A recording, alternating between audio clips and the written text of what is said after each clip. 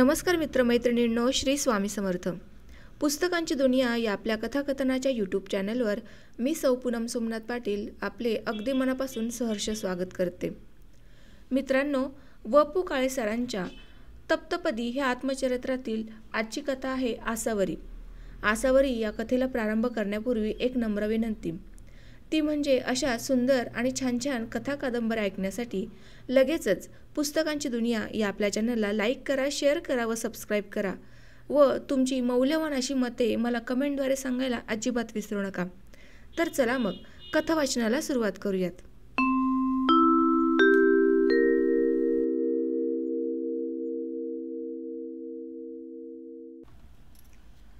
प्रथम तिने डब्यात प्रवेश केला. ती आसावरी इनामदार होती, प्रश्नच नाही. चेहरे आणि आडनावं ह्यात माझी नेहमी गल्लत होते. गल्लत म्हणजे चक्क विस्मरण होतं. तिसरी चौथी कार्बन कॉपी जशी पुसट होत जाते तसं होतं. पण एकदा समोरच्या व्यक्तीने आयडेंटिटी कार्ड दाखवलं की ती कॉपी जशी 6वी 7वी असली तरी ठसठशीत होते. टायपिंग करणाऱ्या माणसाच्या बोटात जेवढी ताकद असेल तेवढ्या प्रमाणात कॉपीज कमी अधिक ठळक येतात. कार्बन पेपरही चांगला लागतो हे वेगळं. कोऱ्या पाटीप्रमाणे कोणतंही अक्षर स्वीकारणारे कार्बन असले तर मात्र अस्सल आणि नक्कलमध्ये कार्बनचाही पडदा आवरत नाही. इथं मात्र सवालच नव्हता. स्मृती जतन करण्यासाठी मेंदूत जितक्या पेशी असतात त्या सर्व पेशींच्या मेजॉरिटीने सांगितलं. ही आसावरी इनामदार. गणूकाका इनामदारांची आसावरी किंवा बागेश्री. आसावरीच्या कडेवर 2 वर्षांची मुलगी, ती झोपलेली. आसावरीच्या उजव्या हातात एक टम्म फुगलेली पिशवी, ती जड असावी. तिने ती थकून बर्थवर ठेवलेली. मग मुलीला झोपवलं. त्या हालचालीने मुलगी झोपेतून जागी झाली. तिने रडका चेहरा केला. झोप, रडायचं नाही, मी इथंच आहे. तोपर्यंत डब्यात एक रुबाबदार माणसाने प्रवेश केला. ह्याचा अर्थ तो ऐपतवाला. त्याचं बोट न धरता मागोमाग एक मुलगा. डब्यात येताच त्याने आईसमोर निषेध नोंदवला. तू बाबांचं बोट धरायला सांगितलंस, पण त्यांनी मला बोट धरूच दिलं नाही. त्यांच्या हातात सिगारेट असेल, चुकून तुला भाजेल म्हणून त्यांनी बोट धरू दिलं नाही, तुझ्यासाठी. आई, पण पुरे, तू हरवला नाहीस ना. आई, एका माणसाला सिगारेटचा चटका लागला. बरं. तो बाबांना बोलला, गर्दीत सिगारेट ओढताना. Ashish, stop it. बाप ओरडला. हो का हो? अरे, गर्दीत चटका लागायचाच. कुणाच्याही हातात सिगारेट असू शकते हे त्याला समजायला हवं. मुंबईत राहणाऱ्या प्रत्येक माणसाने स्वतःची काळजी स्वतः घ्यायला हवी. दुसरा काय करणार? सगळी माणसं सारखी नसतात. त्याने हात उगारला असता तर तोडला असता. आपल्याच आशिषचा हात भाजला असता तर म्हणूनच धरू दिला नाही. ती बागेश्रीच होती. बागेश्री इनामदार, गणूकाका इनामदारांची सून. बागेश्री. गणूकाका तेव्हा सांगली गावात. तिथं मी कार्यक्रमाला गेलो होतो. तेव्हा गणूकाकांच्या घरी उतरलो होतो. गणूकाका पट्टीचे गायक. ते सांगायचे, मी सूर जाणतो आणि जो सूर जाणतो त्याला मी गायक समजतो. घरानं म्हटलं की वाद आले, सूर म्हटलं की तिथं वादावादी संपली. मी सुरावर्दी आहे. सुरांची वर्दी आली की मी चाललो. गणूकाकांचं आणि माझं जमेल ते ह्याच कारणासाठी. मी सांगत असे, तुम्ही घराणे मानत नाही, मी जातपात मानत नाही. मी साहित्य मानतो, मी संवाद जाणतो आणि ज्याला लेखणीतून संवाद साधता येतो त्याला मी लेखक समजतो. ह्या भूमिकेमुळे गणूकाकांचं आणि माझं जमलं. गणूकाकांना एकच मुलगा. त्यांनी मुलाचं नाव कौतुकानं संगीत ठेवलं. कालांतराने गणूकाका म्हणाले, मला नेहमी वाटतं मुलाचं बारसं 2 वेळा करावं. एकदा लहानपणी आणि दुसरं वयाच्या 18व्या वर्षी. एकदा लहानपणी आणि दुसरं वयाच्या 8व्या वर्षी. का?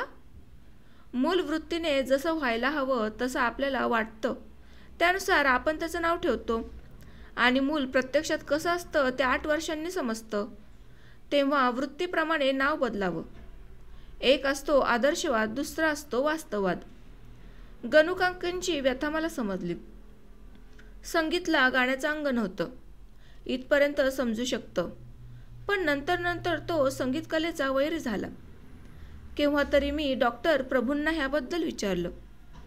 प्रत्येकाने विचार करावा असं मानसशास्त्रोक्त स्पष्टीकरण त्यांनी मला दिलं. त्यांनी सांगितलं, आपला बाप जर निव्वळ पैशामागे लागल्यामुळे आपल्या वाट्याला येत नसेल तर मुलं बापाचा द्वेष करतात. पण त्याच्या व्यवसायाबद्दल त्यांना फारसा राग येत नाही. ह्याच्या अगदी उलट. त्याच्या बापाच्या वृत्ती पैशाबाबत उदासीन असतील आणि व्यवसाय हा जर त्याचा धर्म बनला असेल तर मुलांना व्यवसायाचा राग येतो, पण बापाबद्दल नितांत आदर असतो. केव्हा तरी डॉक्टर श्रीखंड्यांनी मला असंच काहीसं ऐकवलं होतं. श्रीखंड्यांचं ठीक होतं. त्यांचा व्यवसाय फक्त घरातच तेवढा चालत नव्हता. त्यांनी उद्या डायनिंग टेबलचं ऑपरेशन टेबल केलं असतं तर घरातल्यांनी काय केलं असतं? गणूकाकांची गोष्ट वेगळी होती. शिकवण्या घरातच, रियाजही तिथेच आणि संगीत शौकीनांचा अड्डाही समोर, म्हणजे त्याच बैठकीच्या खोलीत. येणारे पाहुणेही सगळे आ साहेब. गाणाऱ्या बुजुर्गांना खा साहेब म्हणतात हे संगीतला लहानपणी माहीत नव्हतं. सगळे आ करून गातात म्हणून तो गाणाऱ्यांना आ साहेब म्हणायचा. कालांतराने तो असं गमतीने म्हणत नसून रागाने म्हणायचा हे गणूकाकांच्या ध्यानी आलं. नंतर नंतर तो बैठकींच्या खोलीतून इतर खोल्यात जाताना कानात बोटं घालून जाऊ लागला. इतकं झाल्यावर गणूकाकांनी संगीतला पाचगणीच्या संजीवन विद्यालयात ठेवलं आणि तेव्हापासून तो घरापासून कायम अंतरावर राहिला. पहिल्या मुलाच्या ह्या अनुभवामुळे गणूकाकांच्या घरात दुसऱ्यांदा पाळणा हलला नाही. संगीतला मी अधूनमधून पाहिला तो फोटोमधूनच. संगीतच्या लग्नाची बातमी मला गणूकाकांनी पत्रातून कळवली. संगीतचं लग्न जमल्याच्या आनंदापेक्षाही गाणारी सून मिळाली ह्याचाच आनंद पत्रातून जास्त व्यक्त झाला होता. त्यांनी लिहिलं होतं, कीर्तनकार ओतूरकरांची आसावरी हा एक चमत्कार आहे. कीर्तनकारांचं घराणं, त्यामुळे आचारविचारांमध्ये शुद्धता आहे. संगीत विषय घेऊन MA करीत आहे. महाराष्ट्रातल्या एक प्रसिद्ध गायिकेचं मार्गदर्शन मिळवण्याचा खटाटोपात आहे. मी शब्द टाकावा अशी तिची इच्छा आहे. मी विचारात पडलो आहे, कारण ती गायिका जितकी तिच्या स्वर्गीय गाण्यासाठी प्रसिद्ध आहे त्याच्यापेक्षाही कितीतरी पट अधिक संयोजकांना स्वर्गवास बरा असं वाटायला लावण्यासाठी प्रसिद्ध आहे. अशा ठिकाणी मी रमत नाही. सुरांच्या निकट लहानारा कलावंत एरवीही एखाद्या स्वरा इतका कोमल असावा. त्याने मैफलीत बेसूर आणि मैफलीबाहेर असूर नसावं. आसावरीबाबत प्रश्नच नाही. एखाद्या गायकाने जसा एखादा सूर सिद्ध केलेला असतो तसा ह्या पोरीने अख्खा बागेश्री सिद्ध केला आहे. तिचं नाव बागेश्री ठेव असं मी संगीतला सांगणार आहे. आसावरीचं गाणं कीर्तनकारांचं. तिच्या तीर्थरूपांचं नाव निवृत्तीबुवा. त्यांच्या वृत्तीप्रमाणेच त्यांनी मुलीचं नाव उदास विषण्ण करणाऱ्या रागाचं ठेवलं. मी ती चूक दुरुस्त करणार आहे. संसारात आसावरी बागेश्रीसारखी बहरली पाहिजे. 8-10 वर्षांपूर्वी मी बागेश्रीच्या 1-2 कार्यक्रमांना गेलो होतो. अशाच एका संगीत शौकीन मित्राकडे बागेश्रीची व्हिडिओ कॅसेटही पाहिली होती. पण नंतर तिचं नाव कुठं ऐकायला आलं नाही. 8-10 वर्षात तिच्यात खूप बदल झालेला असला तरी तो ओळख न पटण्या इतका नव्हता. नाव आणि चेहरा ह्यांची प्रथम गल्लत होणार नाही. ह्या आनंदात मी तिला विचारलं, आपण बागेश्री इनामदार ना? मला पाहता क्षणी वपूंचे डोळे चमकले हे मी ओळखलं. आता ते तू बागेश्री ना असं विचारणार. मी जर हो म्हणाले असते तर संपलं. मग ते माझ्या गाण्याबद्दल बोलणार, मैफल रंगवण्याबाबतच्या तंत्राची तारीफ करणार, आवाजाचं कौतुक करणार. 8 वर्षांपूर्वी माझ्यावर एक लेख आला होता, त्याचाही विषय गप्पांच्या ओघात येणार. गणूकाकांची आणि त्यांची चांगली मैत्री आहे हे मी ऐकून होते. गणूकाका पूर्वी जेव्हा सांगलीला होते तेव्हापासून त्यांची आणि वपूंची मैत्री आहे. सांगलीला कार्यक्रमासाठी गेल्यावर वपू गणूकाकांना भेटल्याशिवाय परत जात नाहीत वगैरे मी ऐकून होते. मी त्यांची आवडती गायिका आहे हेही मला गणूकाकांकडूनच समजलं होतं. त्या उभयतांची गप्पांची मैफल मी मैफलीत चहा ट्रे नेण्यापुरतीही ऐकली नव्हती, कारण गणूकाकांच्या सहवासात राहण्याचा योग नव्हता. वपू नाव विचारणारच. मी हो म्हणाले, तर ते पहिला प्रश्न विचारणार, खूप दिवसात काही ऐकलं नाही. त्यांच्या ह्या विधानावर काय सांगणार? खरं खरं सांगायचं तर प्रचंड थकवा आलेला असताना शरीराला जशी विश्रांतीची आवश्यकता असते तशी मनाला पण आहे. काही तासांच्या शांत झोपेने शरीर पुन्हा उभं राहतं. मनालाच उभारी येण्यासाठी वेगवेगळी उपाययोजना हवी असते. अगदी निकटवर्तीयांचा म्हणजे आई, बाबा, आजी ह्यांच्यासारख्यांचा एक वात्सल्याचा स्पर्श. अशा नातेवाईकांच्या मांडीवर डोकं ठेवून शांत पडून राहावं. त्यांनी फक्त थोपटावं, शब्दांची गरज नाही तिथे. नवऱ्याने स्पर्श न करता जे सांगायचं ते सांगावं.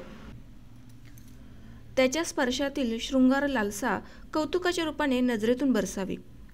अहंकार फुलवणारे शब्द कदाचित त्याला सुचणार नाहीत. त्याने नुसतं बघावं. पण ते बघणं निव्वळ एका नराचं मादीकडे बघणं जसं असतं तसं ते नसावं. जोडीदाराची उंची आपल्याला आकलन झालेली आहे इतकंच त्या नजरेत दिसावं. नवऱ्याच्या स्पर्शाची शाश्वती नाही. सांत्वनाच्या वा सेवेच्या भावनेने तो जेव्हा जवळ घेतो तो आपल्याला बरं वाटं म्हणून की त्याला हे कळत नाही. रसिकाने केलेले कौतुक वेगवेगळ्या पातळीवरचं असतं. कुणाचंही कौतुक वरवरचं नसतं. त्यात उत्कटता असते. तरीही त्यात भक्तिभाव नसावा. स्तुती करावी परमेश्वराची, व्यर्थ करू नये मानवाची. हे बाबा कीर्तनातून सतत ऐकवत असत. कलावंतांचं वेगळेपण नेमकं कशात आहे हे मर्म रसिकालाही कळावं. ते शब्द वेगळे असतात. वेगवेगळ्या वयाच्या गरजा जशा वेगवेगळ्या असतात तशाच कलावंताच्या यशाच्या वेगवेगळ्या टप्प्यांवरच्या कौतुक करून घेण्याच्या गरजाही वेगवेगळ्या असतात. ह्या क्षणी मला कौतुक अभिप्रेत होतं. कोणतंही. मी इतकी थकली होते की कोणत्याही स्तरावरचं कौतुक चालणार होतं. आपण कोणीही नाही असं वाटणाऱ्या मनस्थितीत तुम्ही कोणीतरी आहात असं सांगणारे कोणतेही शब्द चालतात. त्यासाठी मीच ती बागेश्वरी किंवा आसावरी इनामदार हे मान्य करायलाच हवं का? ते तर शक्य नाही. मीच माझं ते आसेधार व्रत स्वीकारायला भाग पाडणारं अस्तित्व अमान्य केल्यावर मी बागेश्वरी इनामदार अशी असणार. म्हणूनच वपूंनी जेव्हा विचारलं, आपण बागेश्वरी इनामदार ना, तेव्हा मी म्हणाले नाही. संगीतला बरं वाटलं. अरे मला तर वाटलं. अनेक जण फसतात, हाच प्रश्न विचारतात. तिच्यात माझ्यात खूप साम्य आहे म्हणतात. वपू अस्वस्थ झाले, गप्प झाले.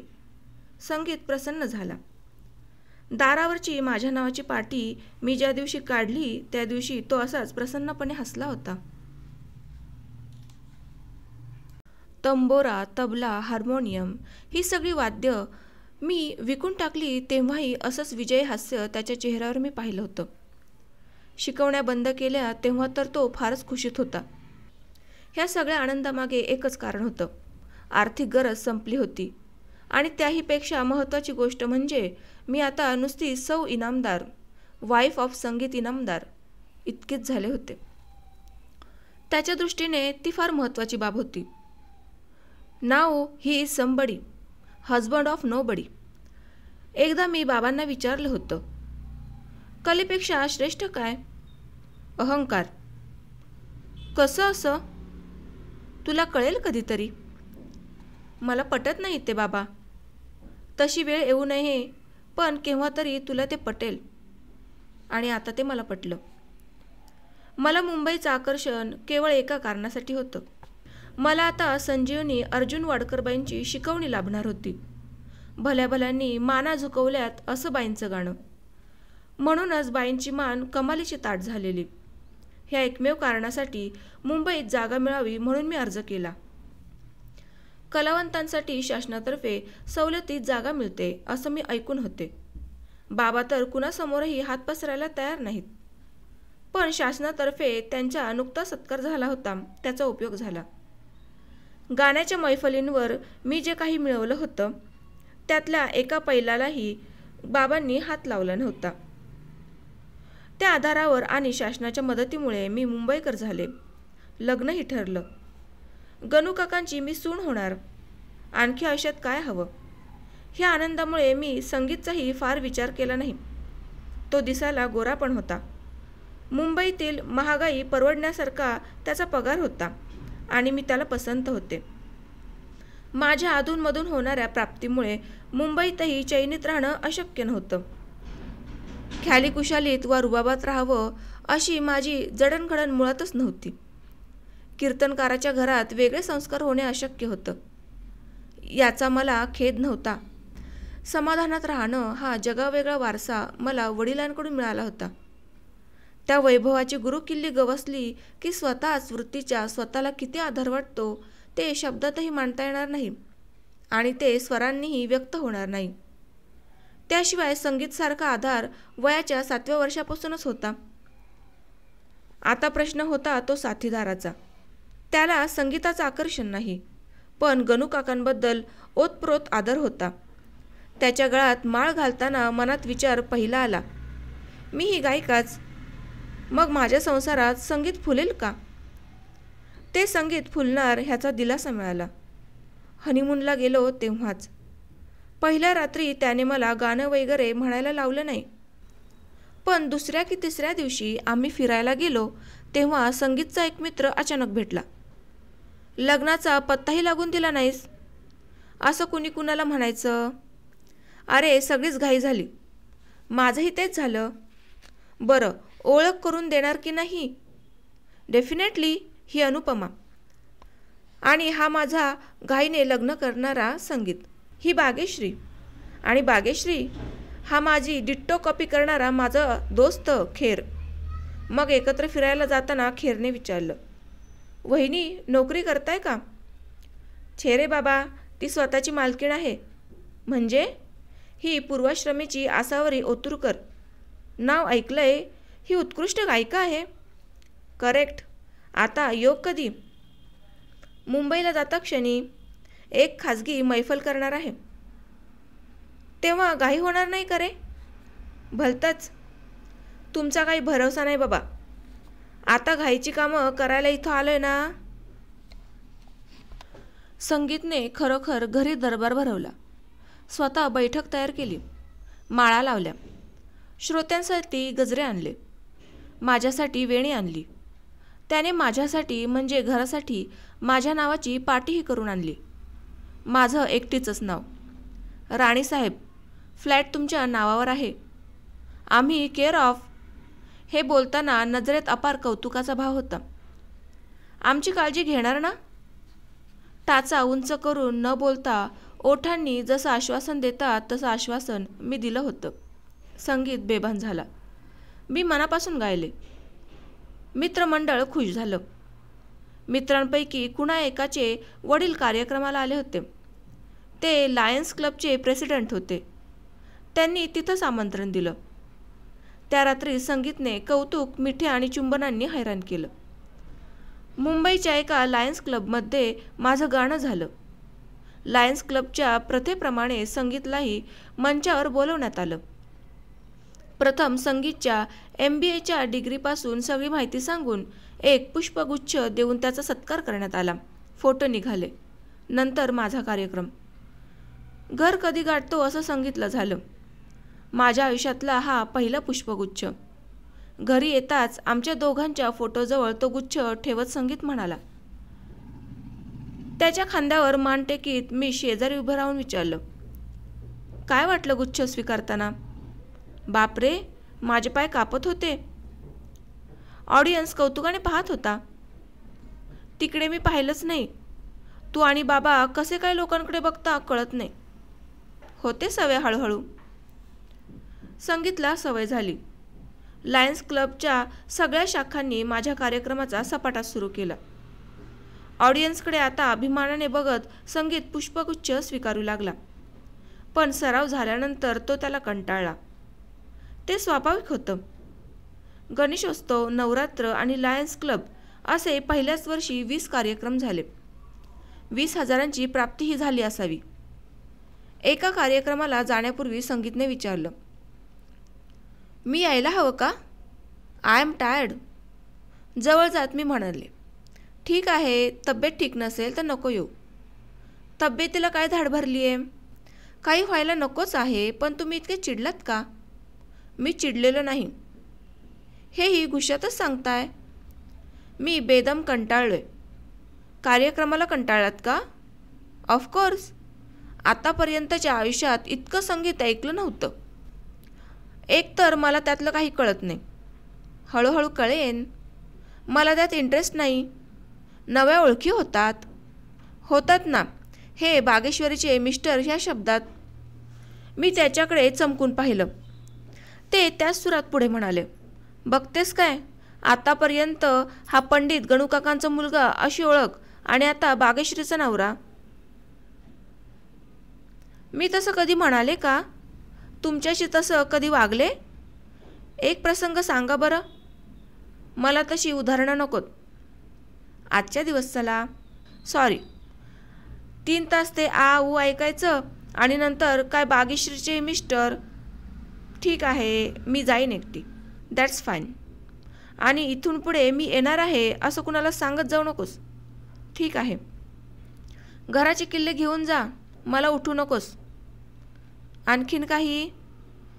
आजची बिदागी बँकेत टाकू नकोस. मला पैसे हवे आहेत. मीही जरा चिडले. कार्यक्रम संपल्याबरोबर मी बँकेत जाणार होते का? रात्री 2 वाजता? 2 वाजणार का? तुम्ही वर्षभर कार्यक्रम ऐकलेत ना? आवाज मोकळा झाला की खरी बैठक सुरू होते.